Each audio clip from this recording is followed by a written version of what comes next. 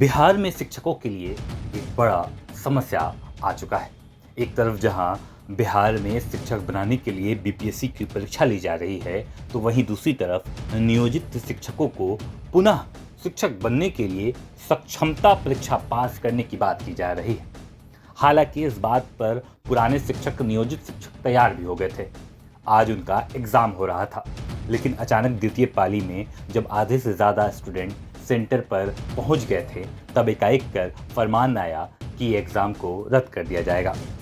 और एकाएक देखते देखते ही ये एग्ज़ाम को, यानी द्वितीय पाली के एग्ज़ाम को रद्द कर दिया गया।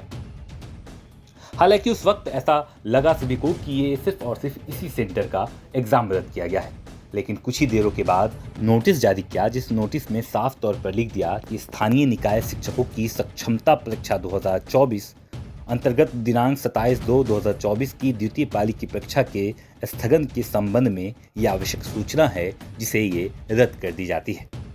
इसकी नई तारीख, नई दिनांक अभी तय नहीं की गई है। जब की जाएगी तो आदेशानुसार सभी को बता दिया जाएगा। हालांकि इस नोटिस में एक सूचना और भी दी गई है, जिसमें लिखा गया है कि दिनांक 28/2/2024 के शेष तिथि और पाली की परीक्षाएं निर्धारित तिथि और पाली के अनुसार ही आयोजित की जाएगी। सरकार अब तक ये नहीं बता रही है, बिहार विद्यालय परीक्षा समिति बोर्ड ये नहीं बता रहा है कि आखिरकार ये परीक्षा क्यों रद्द की गई। आखिर क्या हुआ कि इस परीक्षा को रद्द करना पड़ा।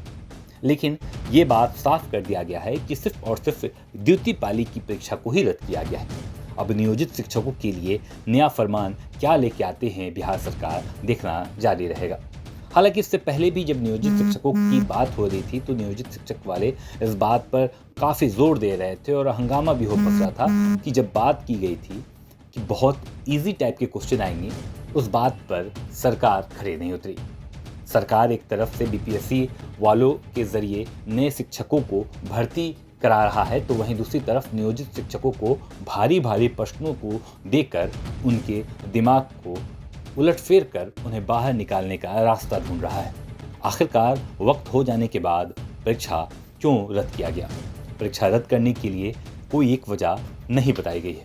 ना ही ये बताया गया है कि ये पेपर लीक है, और ना ही ये बताया गया है कि सरकार को इससे क्या समस्या थी। अब ये सूचना तो जारी कर दिया गया है कि ये परीक्षा को रद्द किया गया है, लेकिन इसके पीछे कारण स्पष्ट नहीं हुआ है। आगामी जितनी भी परीक्षाएं हैं वो अपने निर्धारित समय और तिथि पर ही होंगे, इस बात की सूचना इस नोटिस में साफ तौर पर दे दी गई है। बिहार विद्यालय परीक्षा समिति बोर्ड अब इसके बाद क्या नया कदम उठाएगी, हम आपको ज़रूर बताएंगे।